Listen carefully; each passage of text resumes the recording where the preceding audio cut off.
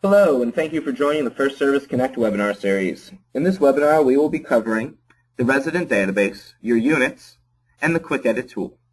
We're going to review searching for units, reviewing everything pertaining to the unit profile, as well as how to use the Quick Edit tool and its grid.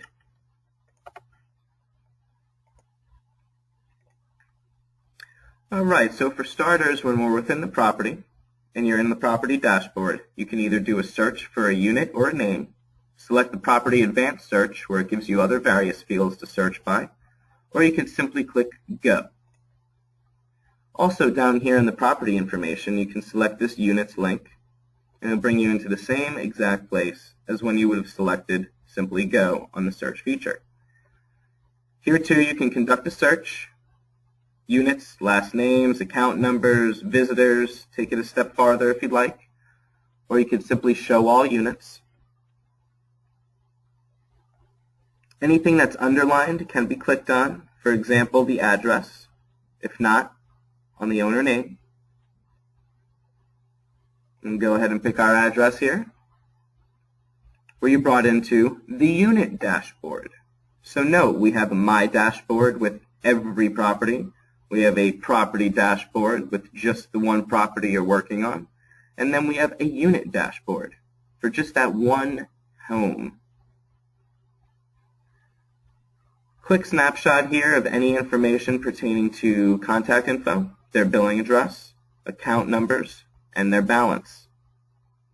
By selecting the Unit Info tab, we can go into our unit details. By clicking on Edit, we can track various different fields pertaining to the unit. I'm going to come back up to the top, but before we do that, you can track any insurance information for the unit, mortgage information, and there are unique registration codes for the residents within this unit to log in to the community website. Setting up floors and tiers. It's a good idea that you get in here, and from a communication perspective, you can section off certain units so that you can communicate with just that floor if it's a high-rise, or just that tier, which would translate to the O2 line, for example, in a high-rise, or maybe a certain street in a condo or an HOA.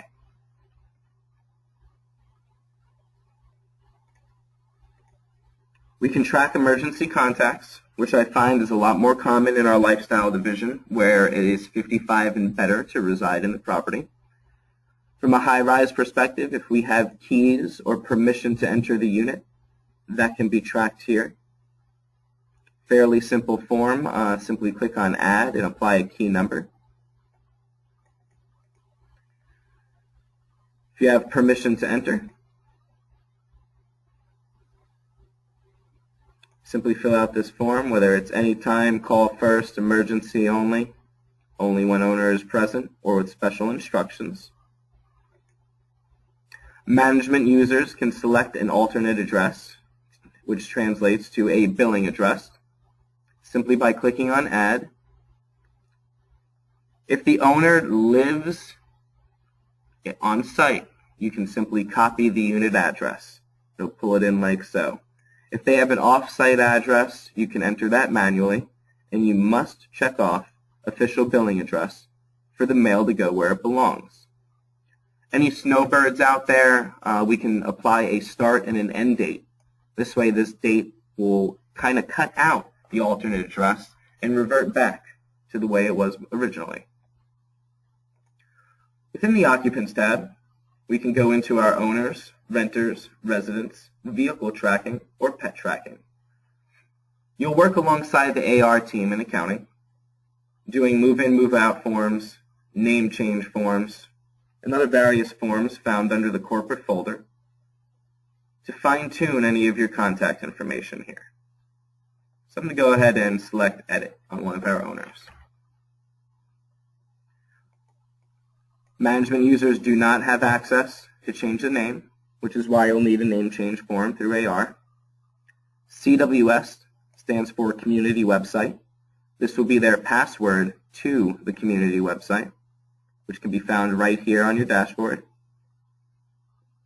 The email address will tie directly in with the passcode, and that will serve as your login and password for the community website. You can add as many different phone numbers as you see fit for this resident. NE and EM, as well as the rank, tie directly into the resident alert phone calls, which is a blast message to your entire property or to specific floors and tiers, as we took a look in our unit info section. NE stands for non-emergency. EM is emergency. And by setting up ranks accordingly, that will be the order in which we send out our phone blast. So if it's set up as number 1 for the unit phone, there's no need to go on to number 2, 3, or 4 in the event the resident picked up the call. If they didn't answer, the system will attempt the next number in the ranking. Something that we don't typically advertise, but I just want you to be aware that we have the capability. You can opt out residents from mass communication emails. If you're required to do any age verification tracking, we have built-in fields pertaining to the driver license. I'm going to scroll down a little bit, as well as the birth date and your age verification method.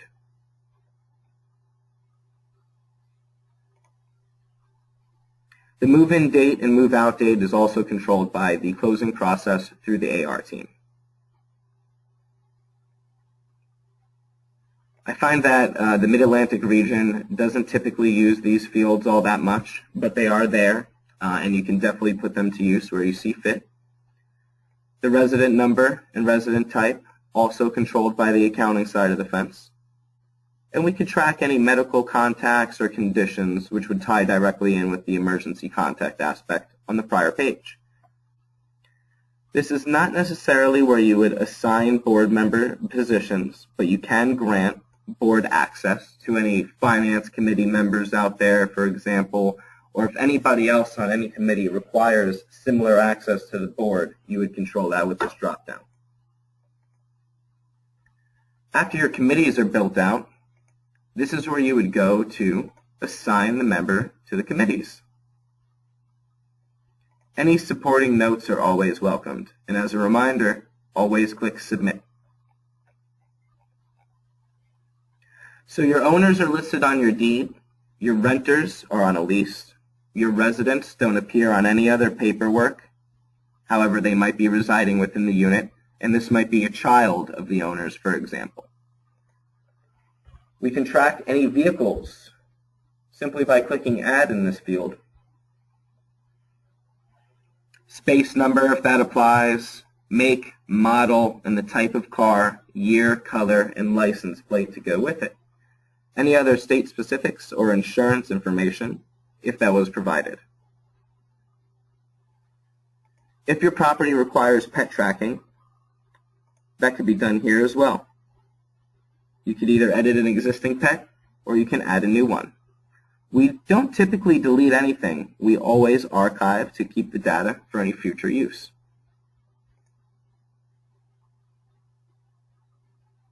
Very straightforward. Name of pet, who the owner is, a description, and you could even take it as far as uploading a picture of the pet.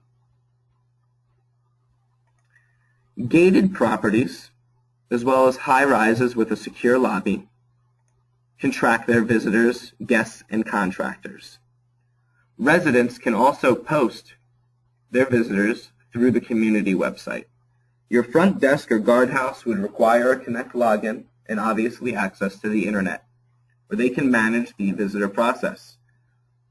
We can add visitors to know who came into the property at a certain period of time, and residents can add their visitors just to let us know who's coming. Maybe it's a party, maybe you have a family member staying, maybe you don't want this person to come in at all. We can structure it like so.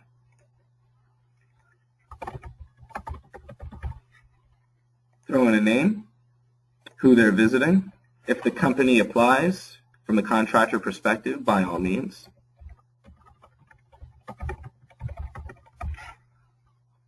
A start date and an expiration date of where this person is allowed to be on premises. Is it a one-time guest, an overnight guest, long-term, temporary, or permanent? And you could even take it as far as certain access hours. So let's just say I'm a one-time guest. I'll be there between 9 and 5 p.m. and any supporting notes to go with it. We're allowing access, and we'll throw in some phone numbers as well. You can save and print a badge, which is a Avery name badge, and basically from there it just lets the people know that this visitor properly checked in through security. Or you can simply save it for tracking purposes alone.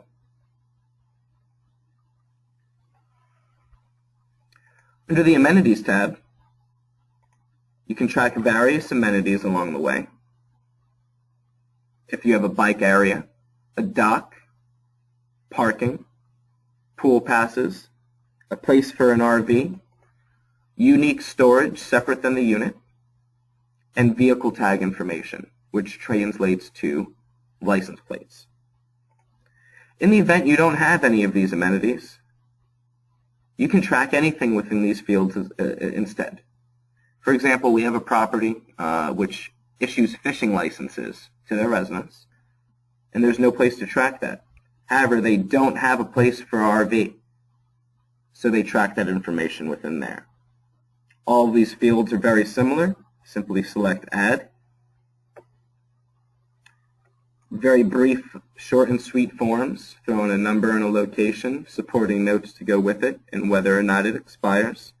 We also have the capability to add custom fields if you require any additional tracking that wasn't part of the default. For high-rises, we have package tracking module. The package tracking module comes with a barcode scanner and a signature pad. And basically, Connect does everything else for you. You would scan your packages, Connect would make a phone call or send an email, or in some cases do both, contact your resident letting them know they have a package awaiting pickup. They can then come by to the front desk and sign for that package. Under the Account tab, you can view an account balance. I'm logged in as a fake homeowner right now, so you won't see one. You'll see this disclaimer, the account number, the balance, and 1 year's worth of a transaction, 365 days. In the event the information looks a little off, please let us know. This data synchronizes once a day with Genarch, our accounting software, probably at about 3 or 4 o'clock in the morning. So in the event a check is set in today, it's very likely that it won't clear and reflect on the account balance tomorrow. Any work orders, violations, sales and leases, as well as architectural modifications on the unit will also automatically attach themselves to the Account tab. Last but certainly not least, the Notes section. Don't put anything into writing that you don't want somebody else to see. We'll learn on a later series that all of this becomes available to your residents on the community website. Any documents that you might have sent out separate from Connect, you can attach to the unit profile. You can send emails from Connect to bring you into a few different templates.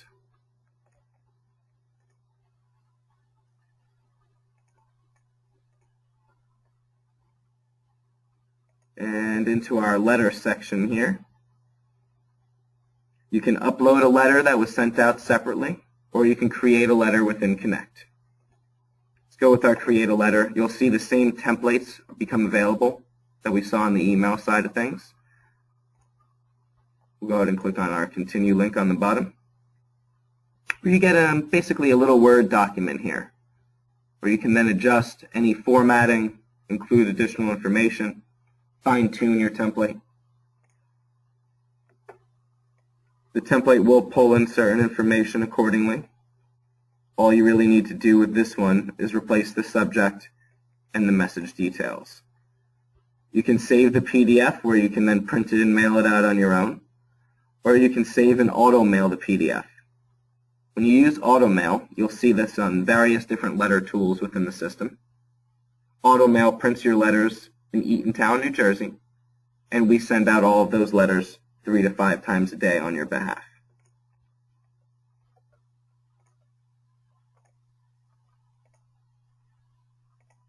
Call log.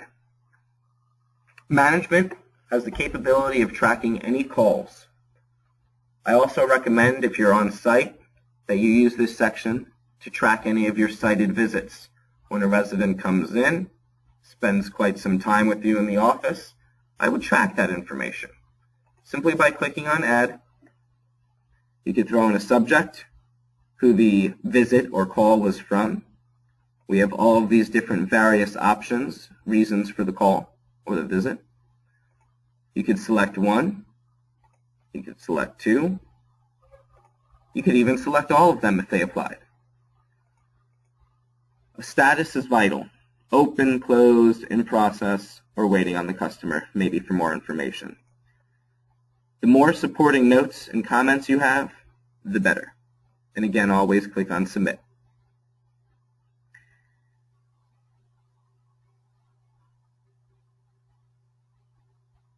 As you can tell here, we can't add all of them. So throw these back up to the top. We can have a maximum of 5 different reasons for the call. If there ended up being more than 5, that's where we would use our notes and comments. That's our unit database. Now, rather than going in tab by tab and making your edits, especially after we send out and receive our census forms back from the community, we have this great tool under the Tools option called Quick Edit. The Quick Edit tool has various different files. Let's take a look at occupants and owners' contact info. On this view, you can update all the contact information from phone through email, as well as the CWS PIN, and again, CWS's community website. And when you're done, simply click on Update. I find that this is a lot faster than doing a search for every individual unit to make all of your changes. And that's units and our Quick Edit grid.